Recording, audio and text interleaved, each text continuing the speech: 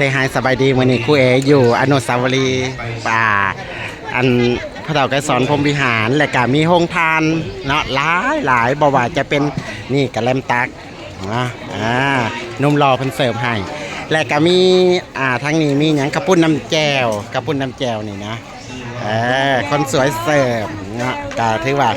มีหลายอาหารการกินบ่ว่าจะเป็นโรงทานเนาะมีหลายโรงทานบ่ว่าจะเป็นทาง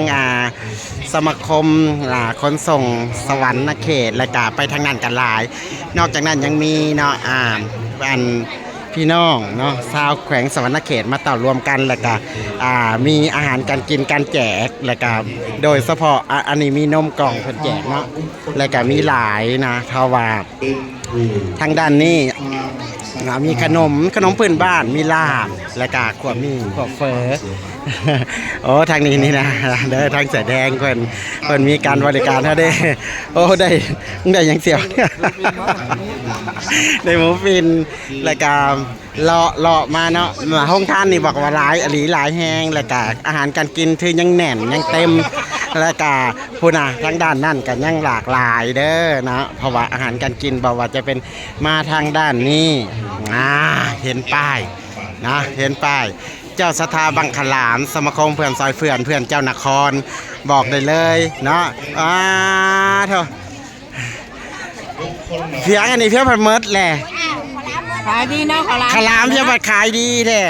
โอ้ยพูดเอกละน้ำมาแต่ทั้งคนก็จะว่าบังขลามแซ่บทั้งนี้ว่าไม่เนาะโอ้ยว่ะเมิดขากเมิดแน่เนาะขายดิบขายดีอลีมิตรบ้างใหญ่ๆบ่เฮ้ยนี่เสียวอันนี้เสียวข่อยกับไปเอาหมูปิ่นมาได้บัดนี้มากินบอกได้เลยว่าเพี้ยมาขายไวแท้บางจักร้อยบางขลามน่ะ500 600บ้างเมิดเกี้ยงกระเติดภายใน1 ชั่วโมงบ่โอ้ยเพราะว่าขายดิบขายดีอันนี้เนาะบางขลามแซ่บบางขลามใหญ่บาง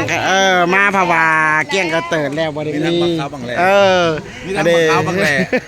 ของคนสวยเนาะมีแต่ผู้สวยๆมาขายมาเลยแต่ขายดีอันนี้เสี่ยวข่อยปอกจนเมื่อยเติมพลังบ่เท่าปานนี้นะม่ำก็เมิดบ่โอ้ยม่ำกำลังกินโอ้ยกินบ่ได้เดี๋ยวพอดีเพิ่นก็เติมพลังเพิ่นก็โอ้ยเนาะบอกเลยว่าแซ่บแห้งนี่เด้เนาะสมาคมเนาะเพื่อนซอยเพื่อนบังคลามแซ่บนี่แหละเพื่อนเจ้านครเด้อถือว่าเมิดเกี้ยงเติดบ่ยังจักบ้างบอกได้เลยแล้วก็ไปทางพุ่นเนาะบอกว่าจะเป็นอาหารการกินบอกได้เลยว่าหลายแห้งแล้วก็แซ่บนะเรียนคิวต่อคิวกันเอาโดยเฉพาะแมนยูทางนี้เนาะเจ้าสถานนี่เนาะเกี่ยวกับกาแฟนี่นะกาแฟพื้นบ้านกาแฟบูฮานี่ปั่นน้ำก็บ่อยากทันหรือว่าส่งน้ำก็บ่อยากทันพูดนะอาเจ้ได้ลาบแซ่บมาแต่ว่าต้องได้กินลาบครับจังมีโชคมีลาบเพิ่นว่าไปทั้งพวกกระลายแห้งอันนี้เนาะแล้วสิจบไว้ก่อนเด้อ